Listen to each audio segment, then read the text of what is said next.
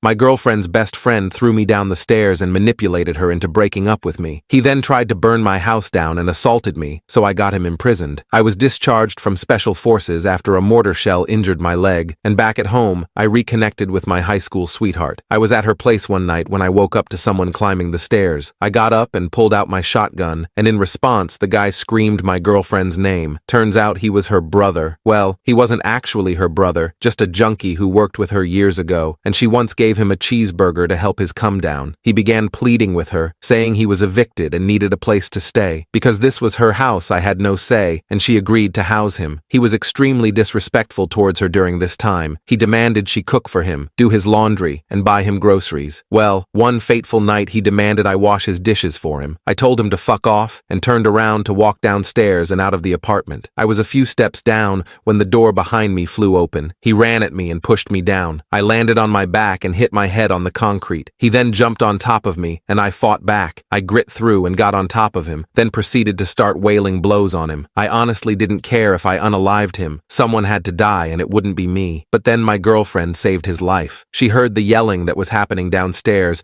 and she came running and found me on top and wailing down blows on him over and over. She screamed for me to get off, and I did. As soon as I did, his mouth started running. Sister, he threatened to unalive me, and he attacked me and threw me down the stairs because I asked him to bring back the PS3. I honestly thought she might believe him for a moment, but thankfully, she knew that was lies. The neighbor's security camera outside backed that up. That morning, I took her to work. I took her 3-year-old daughter to daycare. One thing I need to mention is that my girlfriend had a 3-year-old daughter whose dad wasn't in the picture, and she was the sweetest and most adorable little girl ever. Anyway, after I took her to school, I went to work. I had to explain to my boss why I had bloody knuckles and why I was holding a cold pack to the back of my head. They offered to call the police so I could press charges. I told them no. My boss damn near ordered me to call the police or he'd put me on medical leave, to which I replied that I'd rather be on med leave than lose my girlfriend for calling the cops on her brother. It was made clear to me, under no uncertain terms, that I am a particularly stupid kind of eye-hole and that would come back to bite me in my butt someday. Well, he was right. Basically, brother gave her an ultimatum that either I leave and she dumped me, or he leaves and walks out of her and her daughter's life, which, to be fair to my ex, that loser had been the only constant male figure in her kid's life since she was born, so that would have been devastating for the gremlin, and she wanted to spare her that kind of pain. And so that meant I got the axe. Honestly, I'd have rather taken an actual axe to the heart, because what I actually felt was way worse. It's one thing when you're saying goodbye to the woman you love, but to have to also say goodbye to a sobbing little kid you wanted so much in your heart to adopt and make your own? I don't want to meet the man who can hold back the tears from that. That man scares me. I went back to my apartment. I put together a little box with the toys and keepsakes and clothing items they'd left behind and waited for the right time to bring it by her work. I was a broken man, but that little fucker, he wanted to kick me while I was down. He had mentioned a while ago he had friends who would kick my butt if they ever got the chance, and I always thought he was bluffing. Well, he wasn't bluffing. He did have some friends with rap sheets and bad intentions, and in the months that followed her and I breaking up, he put them to work. I woke up one morning to discover my car had been blocked up, the wheels taken off, and they had spray-painted stuff on my car after busting out my windows. What my insurance didn't cover cost me $2,500 in repairs. Police were called, a report was made. Surveillance footage was useless though. Faces covered, they wore gloves, so no prints, and it's not like they're rolling out the CSI to collect hair follicles off the deck for auto vandalism. 2 weeks later, an attempted arson attack on my front door. Someone wearing a mask and a hoodie lit a Molotov cocktail and threw it at my front door's welcome mat, and if it weren't for the apartment's fire sprinklers actually working, my apartment would have burnt down with me in it because I wasn't jumping from the 3rd floor balcony. That was a more serious crime. Cops were very interested in solving it, but again, no usable prints, face covered for the camera, etc. Then it was quiet for a month. My ex had reached out to me when she heard about the fire, and I told her I knew it was her brother, but I didn't have any proof. She said she'd say something to him, and coincidentally, nothing happened again for a while, until I guess cops came around asking to talk to him, because obviously I gave them his name as a person of interest. In the month and some change since our spat, she basically forced him to find some kind of work, or she was going to kick him out. So, he had gotten a part-time gig at an auto shop in town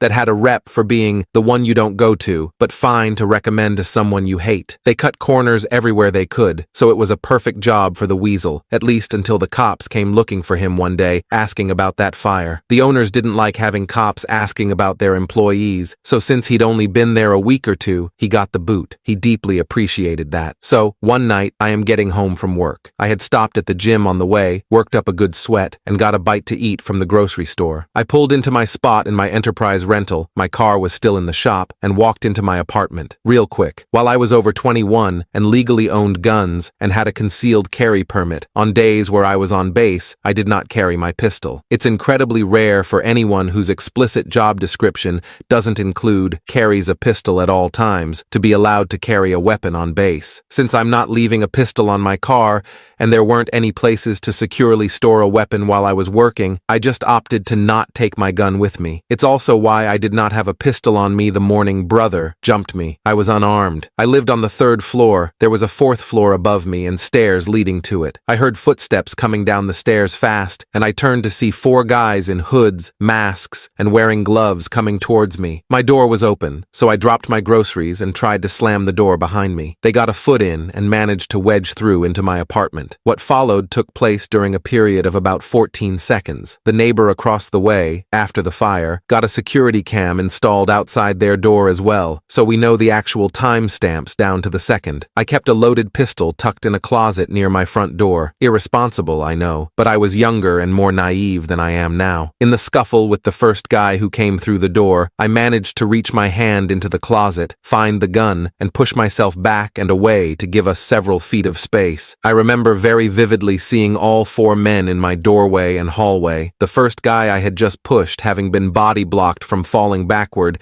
and was starting to come toward me a second time. I raised my pistol. This one was a SIG P226 chambered in .40 Smith & Wesson, and just as I heard one of them shout, "Gun," I started lining up shots and pulling the trigger. There were no limb shots, no shooting to scare them. I didn't try to wing them. Body, head, as I had trained, as I had been taught. The first guy went down. The second guy caught 2 of the through-and-throughs from the first guy before I plugged him in the forehead. The third guy stopped dead in his tracks before catching 4 center of mass, and the 4th guy was halfway out the door before I emptied the rest of my magazine into him through friend number 3 and whatever I could see and aim at. Well, unfortunately the AY hole lived, but what that meant was that I couldn't be charged in the most serious way possible for it. However, the first 3 recipients of my high-velocity sleeping pills didn't live. The first guy insides were all over the second guy. The second guys were all over my wall. They were all pronounced dead on the scene. The 4th guy was my ex's brother. Of the 3 bullets that connected him, 1 grazed his butt, the other thoroughly lodged itself in his right butt cheek, and the 3rd one hit him square in the spinal cord, right around the kidney area, shattered his spine, and completely destroyed his lucrative career in competitive breakdance and bicycling. He was paralyzed from the navel down, had to have a permanent catheter to catch his pee,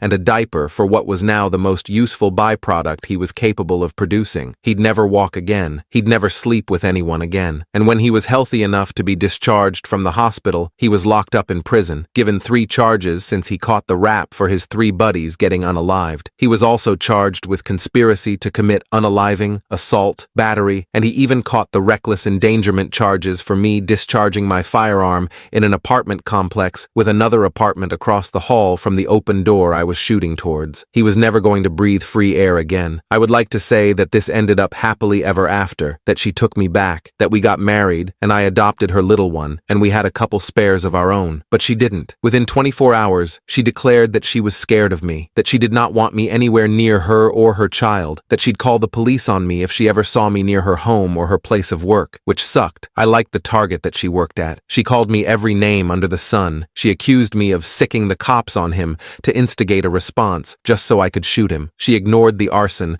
the vandalism, the various threats he'd thrown at me in the previous months we were together. I never saw her again. She blocked me on everything. Her family blocked me. She changed her number, she transferred to a different target, and after a couple of months she moved to a different apartment in a different part of town. It has been 8 years, and I still haven't heard from her. I know she's alive. Friends of friends informed me she got married in 2020, had a second kid, and is happy, so more power to her. I never got my happy ending, my white picket fence. Believe it or not, unaliving 3 guys, even for a person trained for war and conditioned for the possibility that one day he might have to do it, messes with your head, especially when you consider it happened in your home and not in Baghdad. There's a huge mental and emotional disconnect disconnect and difference between unaliving someone for work and unaliving someone because your life was in danger. I had PTSD. I couldn't touch any of my guns once I got them back for a full year without having panic attacks. The Navy was great about it all. They aided with the investigation,